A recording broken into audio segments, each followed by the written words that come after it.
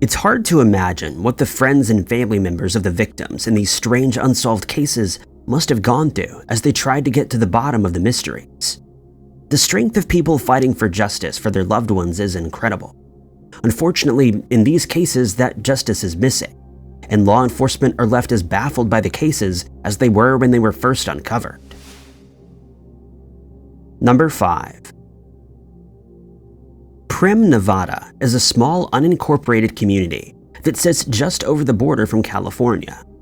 It's little more than 3 large casinos and a shopping mall sitting in the desert on either side of the I-15. It has a mixed reputation. For some, the entire area is creepy and they look forward to getting out of Prim as quickly as possible. For others, it's a popular destination on the road to Las Vegas. For the friends and family of Trevor Angel, it was the last place where they knew their loved one was. Trevor was 28 years old when he went missing in Prim in 2000. He was born in central Alberta, Canada, to Pat and Jim Angel. Both his parents had worked as long-haul truckers, and Trevor took up the occupation when he became an adult. He started for the Cool X Transport Company, driving refrigerated trucks into the United States. It meant many nights away from home. It was beginning to take its toll on Trevor. He had a wife and a 2-year-old son and wanted a job that would let him spend more time with them. According to his wife, he was always looking for ways to make money quickly, and he knew some shady characters, but he wanted to make a better life for his family. The couple sold their home in Calgary and moved into an apartment in Cold Lake, 6 hours north.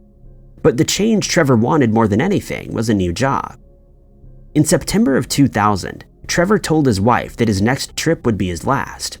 He could never have realized just how accurate that would be. He planned to do just one more trip from Calgary to Los Angeles, California and back. He didn't seem to have any other jobs lined up though. Trevor may have had something that wasn't made public or simply hoping to find work quickly. Whatever the case, when he left home on September 20th, he intended for it to be his last job. He drove to Calgary where he picked up a shipment of meat that was to be taken across the continent. It was a 25-hour drive without stops, which should have taken a couple of days if guidelines on resting were followed. Trevor arrived in Los Angeles the following day without any issues. The meat was unloaded and a cargo of bananas was loaded to be taken back to Calgary. The route back to Canada took Trevor east first, and he then crossed into Nevada. Prim was a highlight for Trevor. In particular, he liked to stay at Whiskey Pete's Resort, one of the 3 casinos in the area.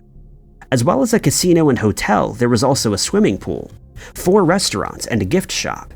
At the time, it also had an Amtrak station, where people could catch a ride to Las Vegas or Bakersfield, California, as well as a monorail between the other Prim casinos. Trevor was known to enjoy drinking and gambling, so he always made sure to stop at Whiskey Pete's when he was in the area. He parked his truck in the parking lot alongside other truckers who decided to spend the night there. He refueled the truck at Prim on September 22nd and spoke to his company dispatcher at about 10 a.m. He also called his wife. At some point during the conversation, Trevor mentioned that he hadn't slept in 4 days, and his wife urged him to rest. Trevor did spend the rest of the day in Prim, but it seems like he spent most of that time in the casino rather than resting. Between September 22nd and September 23rd, his ATM card was used 9 times to gradually withdraw his entire paycheck. At 10 a.m. on September 23rd, Trevor visited one of the restaurants where he was served oatmeal, and he paid using pocket change.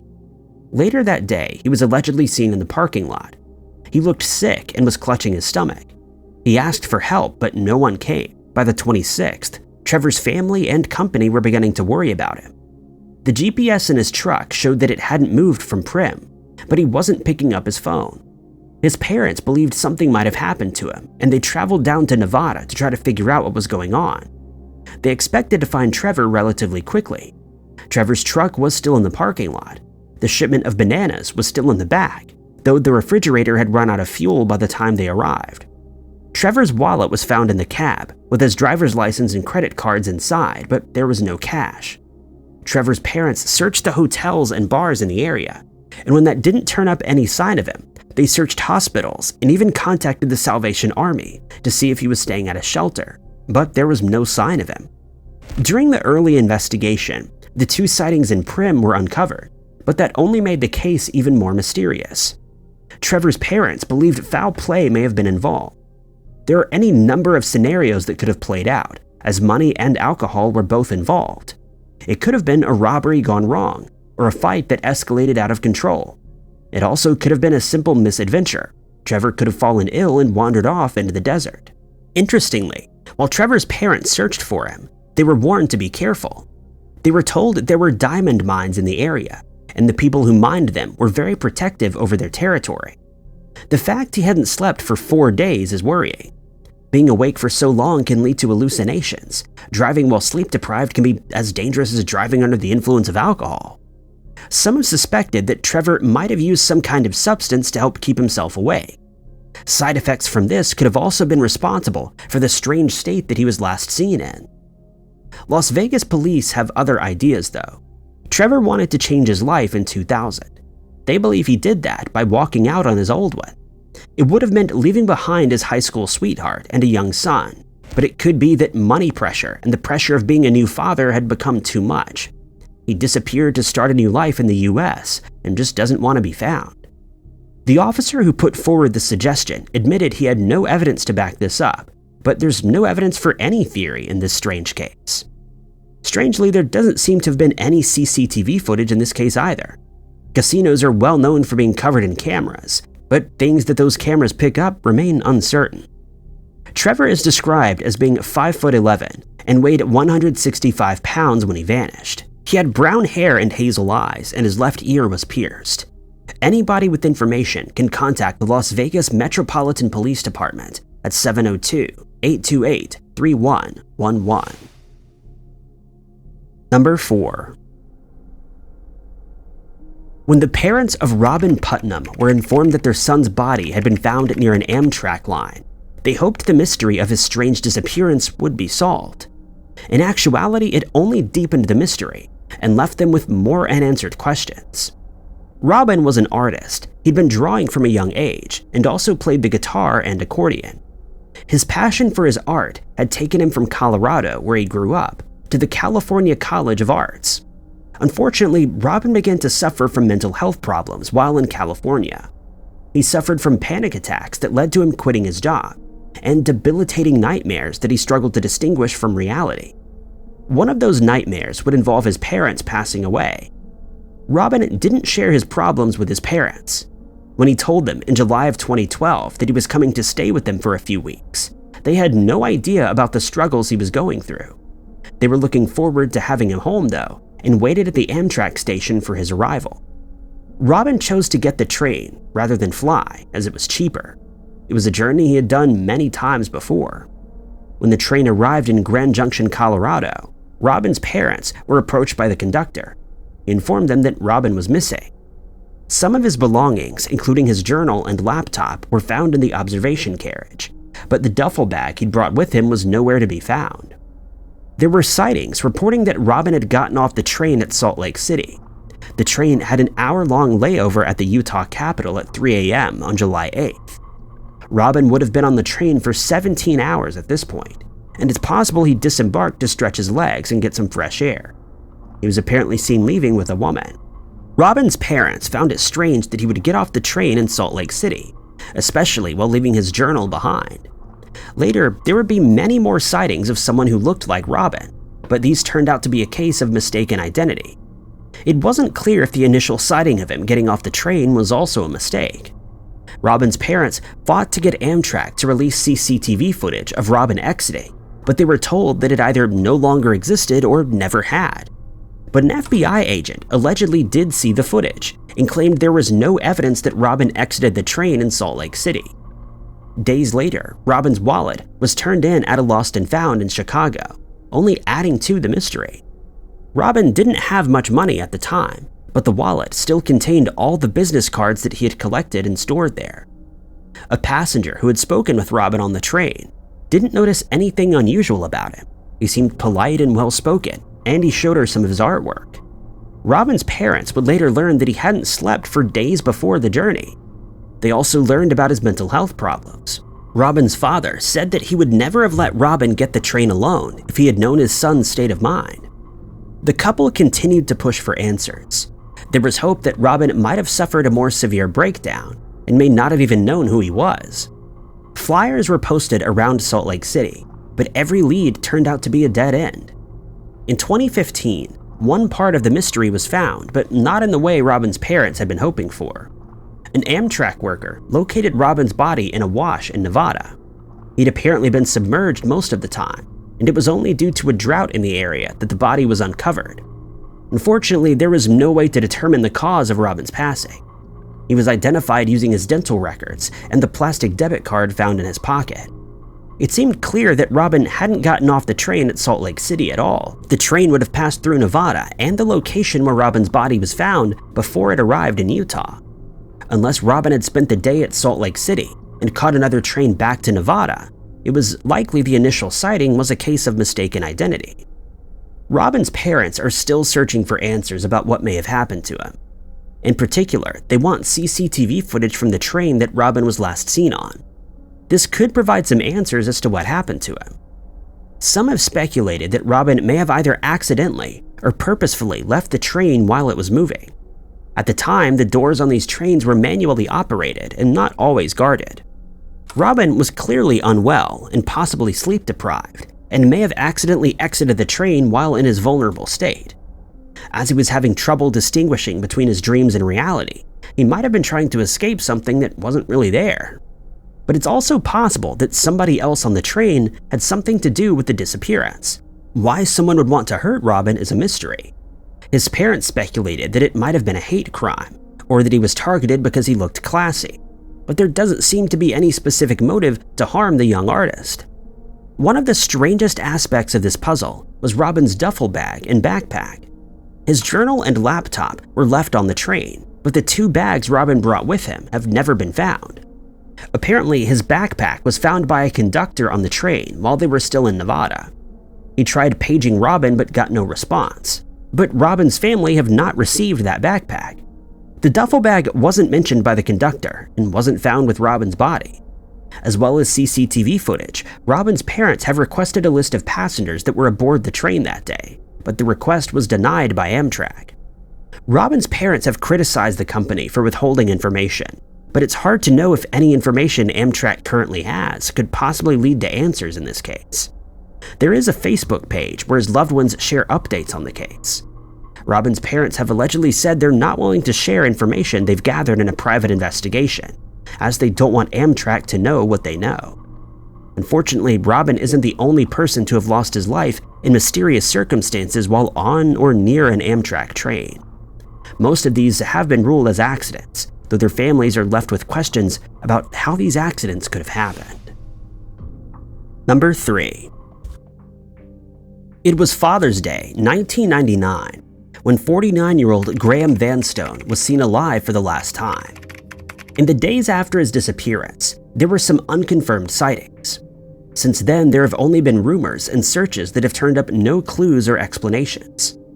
After his disappearance, the media described Graham as the Akaroa millionaire, something that his friends think meant his case didn't get as much attention as others. Graham had started out as a fisherman, but had gotten into property development and wine yards. By the time he disappeared, his assets were worth $1.5 million, but he didn't live a flashy lifestyle. On September 5, 1999, Graham spent the day like most other families in New Zealand, celebrating his father. He and his partner, Maeve Allen, had gone to visit Alan Vanstone, Graham's father. This was despite the fact that Graham wasn't feeling well. He had flu symptoms for a few weeks and recurring illness for about 12 weeks. Maeve had to cut the visit short, as she had to take her children to visit their own father in Leestone, about an hour's drive away. Graham drove Maeve to their own house so that she could take her car to Leestone. As she left, Graham made sure she had her mobile phone, gave her a kiss, and said goodbye. After Maeve left, Graham returned to his father's house for another hour before returning home himself. At about 6:30 p.m., Maeve called Graham. She had just dropped the children off and was starting the journey back to Akaroa. He told her he was lying in bed and was feeling fine but a little tired. They talked about the movie they were going to watch when she got back and settled on a thriller called Ransom. It was an ordinary conversation, and Maeve had no idea it would be the last that she would ever have with him. It was less than an hour before she got back, but it was already dark. The lights were on in the bedroom, but the curtains were shut. Surprisingly, the light wasn't on in the garage. Graham usually left that on for her when she was out, but apparently he'd forgotten that night. At first, Maeve thought that he must have fallen asleep, but she found the house empty. All Graham's belongings had been left behind, including his sandals, car, driver's license, and checkbook. But Maeve didn't immediately think something was wrong. She checked to see if there were any messages on the answering machine, but when there wasn't, she decided to go about her evening as normal. As it got later, Maeve made some attempts to try to track down her partner. At 2 a.m., she went to the Grand Hotel, where Graham would sometimes go to get dinner. The restaurant was closed. She tried to put the strangeness out of her mind and went to bed, but couldn't stop wondering what had happened. Maeve then checked Graham's vineyard sometime around 5 a.m. before phoning friends and family members to see if they knew where Graham was. Nobody had heard from him since he left his father's house. At 8:45, Graham was reported missing. Since then, there's been little development in this strange case. Like many unsolved mysteries, there are far more theories than there are clues. Akaroa is a town that sits on the slopes of an extinct volcano. The area is surrounded by cliffs and caves.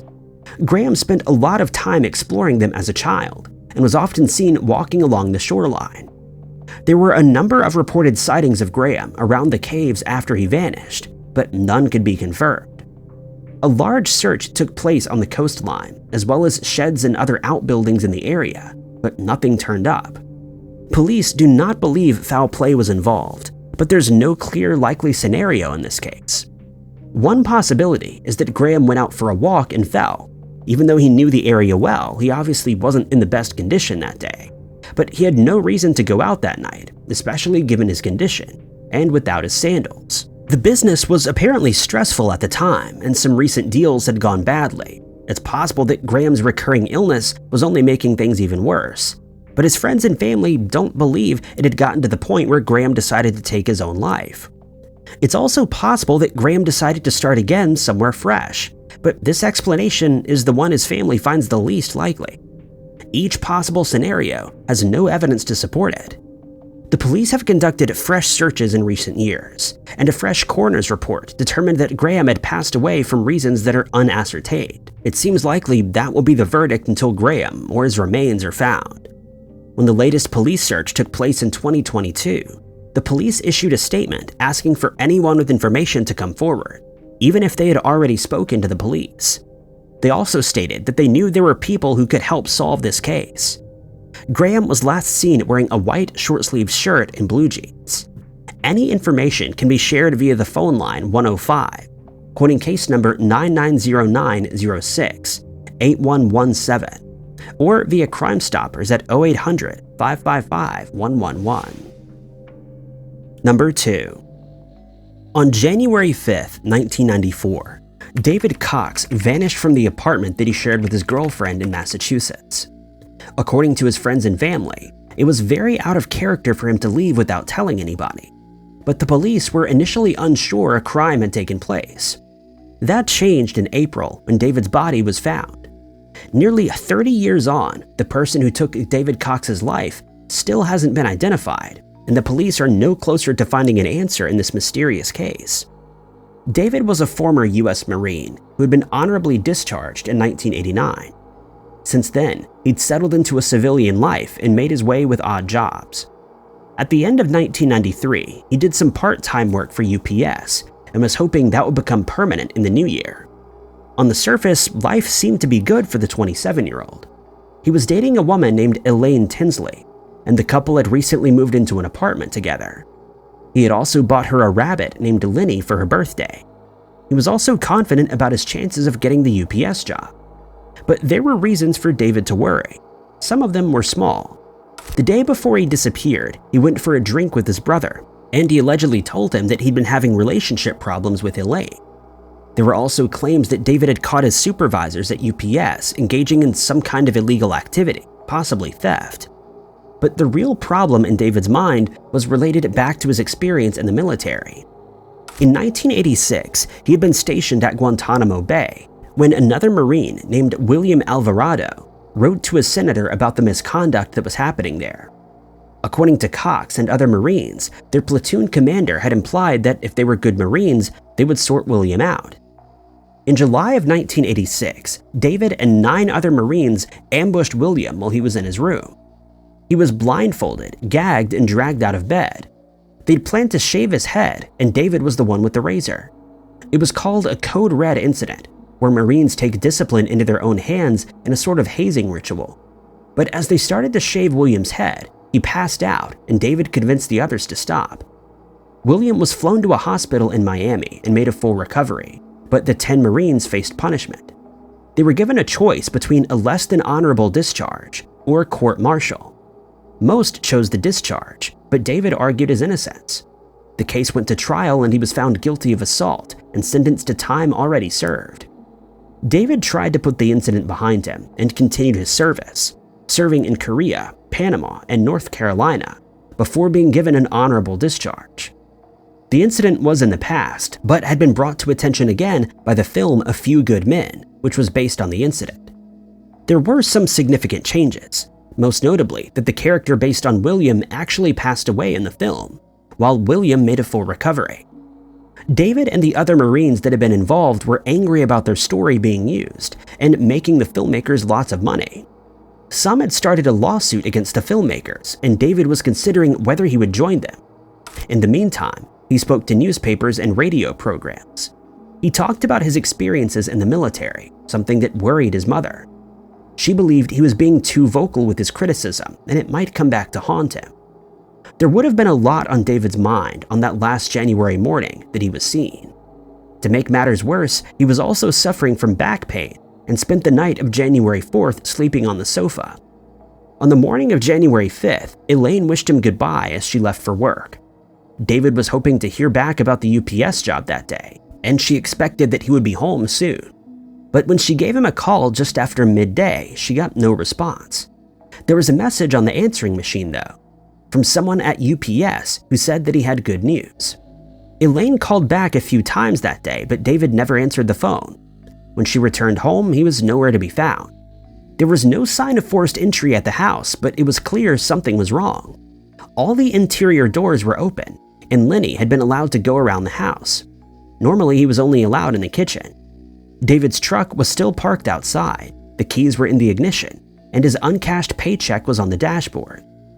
David's friends and family searched for him and contacted the police, but they initially thought he had chosen to wander off. On April 2nd, 1994, David's body was found about 5 miles away from his home. A man in a canoe had spotted a sneaker poking out from under a pile of pine branches on the side of the Charles River. He went ashore to investigate and found David. He'd been struck by 4 bullets in the back in a style that seemed professional. Everything about the location was strange. Police found bullet shells at the crime scene, indicating that David had lost his life there. But it was a 20-minute walk from the road, and David definitely wasn't dressed for a walk in the woods in early January. David was wearing his military-issued camouflage jacket, a Marine hoodie, jeans, and sneakers. It had snowed the night before David vanished, and David would have walked through 8 inches of snow to get to that location. But he'd chosen to do the journey in sneakers rather than snow boots.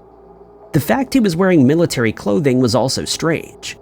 David, like many Marines, preferred not to wear military clothing out in public. It would have been considered choice for David to go out in the camouflage jacket and Marine hoodie. The police believe Dave was attacked by someone he knew. There is no sign of any forced entry at the house, and police believe David had voluntarily gone on a walk with whoever was behind the mystery. They also believe it was unlikely David had walked with a weapon pointed at him. If that were the case, the crime would have occurred much closer to the road, not a mile into the wilderness. There are a few theories about the incident, but no evidence for any of them. Theft was ruled out, as David's wallet was still on him when he was found. David did have some gambling debts at the time, but he was apparently good friends with the bookie, to whom he owed money to. He also had the money to pay off the debts if he was being threatened. Those who knew David believed it might have had something to do with the military. It may not have specifically been the Code Red incident, but possibly some other experience David had that people were worried he was going to talk about. The police investigated the military connection, but could find no clear lead that might take them to clues. Another possibility was that it may have had something to do with UPS. Some believe that David had been taken out so that he couldn't join the lawsuit and sued the makers of A Few Good Men. Apparently, David was considering writing a book with his lawyer, which he hoped would set the record straight. It might have been embarrassing for the filmmakers and someone connected to them to put a stop to it, but David's mysterious passing only added to the negative publicity surrounding the inspiration for the film. It seems like there's little hope that this case might be solved, unless someone with information comes forward, but his family and investigators are still trying to find those answers. Anyone with information can contact the Massachusetts State Police at 617-593-8840. Number 1. On the morning of February 20th, 1987, a resident in the quiet gated community of Beauchesne in Louisiana made a horrifying discovery. At first, they thought the woman lying at the side of the road had been hit by a car. They would soon learn that someone had intentionally taken her life. The woman's name was Margaret Coon. Margaret was the assistant district attorney and had spent her career fighting to protect the most vulnerable in society. At a time when female lawyers were most unheard of, Margaret made sure people took her seriously. She was last seen alive around 8:30 p.m. the day before her body was found. She lived in the St. Tammany parish. Her neighbors were just arriving home from dinner as Margaret left her condo with her dog. It was normal for Margaret to go out jogging with her dog, Charlene, on a leash. Another couple driving past would see Margaret and her dog near the tennis courts shortly after. A third couple saw the dog, but not Margaret. Instead, the dog seemed to be following a man who dived into the tree line when he spotted the car coming. When Margaret's body was discovered the following morning, she was lying at the side of the road. Her dog was still on its leash and seemed to be protecting Margaret's body. It wouldn't let anyone get near her. Emergency services were called, but it was the fire department that showed up first. They used an extinguisher to try to get Charlene away from Margaret. By the time the police arrived, the crime scene had been disturbed by the spray from the fire department and by residents trying to get a look at the incident.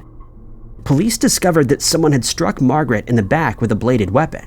It was only a single wound rather than a vicious attack, but it was enough to take her life. She managed to crawl a short way away before passing away. Solving the crime shouldn't have been too difficult. Beauchesne was a gated community and was supposedly one of the safest places in the state. People moved to St. Tammany Parish to get away from the high crime rates in New Orleans, but the area had plenty of its own disturbing criminals. And Margaret wasn't the first person to have lost her life in the area, but the fact that it was a gated community should have meant that anybody who wasn't a resident would have had their license plate recorded. Guards claimed that no non-residents entered the area that night, but unfortunately it wasn't uncommon for people to go in and out of the community unchecked, and it was possible that the criminal in this case slipped through. There were two avenues for investigators to go down. The first was that the crime might have had something to do with one of the many criminals Margaret had helped put behind bars. It was possible that this was someone looking for revenge. There was even a former police officer who Margaret had built a case against who was on the run from authorities at the time. He would later be found in Florida though, and it seemed unlikely he'd come to the area just to attack Margaret. The other possibility was that the crime had nothing to do with Margaret's work, but more to do with her personal life. Most people who knew Margaret only knew a small part of just how messy her private life was. She had recently divorced her second husband, a man named Bernard Smith. Margaret had told friends that Smith scared her. He'd been the one to initiate the divorce, only to then go back and try to get with Margaret after she had moved on. He was apparently angry that she wouldn't get back with him. The person Margaret had moved on with was a man named Jay Fagan. Jay also was in a messy relationship. He may have been separated from his wife, Brenda, or may have been having an affair with Margaret. Either way, Margaret had been forced to hide from Brenda when she showed up unannounced on at least one occasion. These were all people of interest to police, but one by one, they were all eliminated from inquiries. Jay and Brenda had been together on the night of Margaret's attack, and Bernard Smith had been in a diner in Lafayette. After the initial investigation, the case went cold. Any evidence that might have been left at the crime scene had been destroyed, and the police had few clues to go on. One of those was a report from the neighboring golf range where cart collectors claimed someone had thrown golf balls at them. One claimed to have chased after one of the attackers, who then threatened him with a bladed weapon. That weapon was never found, and the story was later dismissed. Margaret's father continued to push for answers, but it seemed like nothing was done in the case for years. Most of the investigation seemed to come from private or amateur investigators. At one point, a man named Craig Rodriguez confessed to the crime. He claimed he'd been stalking Margaret for years and had attacked her. But his story eventually unraveled, and it was clear he was mentally unstable and had nothing to do with the crime. The local law enforcement eventually asked an FBI profiler for assistance. Interestingly, the profiler believed that the criminal responsible was a woman. There had been rumors that Margaret may have been interested in women as well as men, but this was an aspect of her life that she kept far away from the people she saw on a day-to-day basis.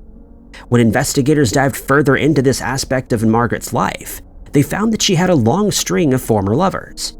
She would apparently start and develop relationships quickly before dropping her lovers without warning. One ex-girlfriend said that she had broken many hearts. One of those may have been a woman named Patricia Curry. There were rumors that Curry had dated Margaret for a while, years before the incident, but whether or not they actually dated, the two did know one another. Curry was one of Margaret's neighbors, and she didn't like her. Curry was a dog lover, and she didn't like that Margaret seemed to let her dog escape so often. This alone wouldn't have made Curry any more of a suspect than any of Margaret's other neighbors. But in 2016, Curry attempted to take the life of a man that had tried to withdraw from being her lawyer.